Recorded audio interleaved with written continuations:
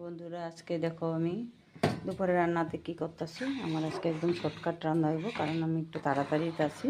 এখন আমি এই যে ডাইল বসাইছি, টমেটো দিয়ে ডাইল রান্না করুন। ডালটা এই যে আমার সিদ্ধ হইতেছে, কারণ আমি এখন দোকানে যাবো।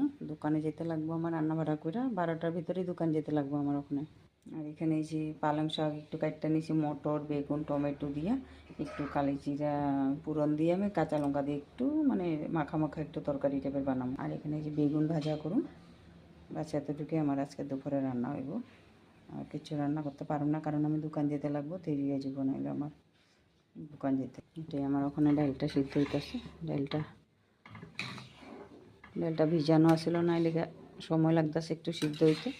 তো আমি এভাবেই সোমবার দিয়ে ফেলাম, খারাপ লাগে না খাইতে, এরকমও ভালোই লাগে।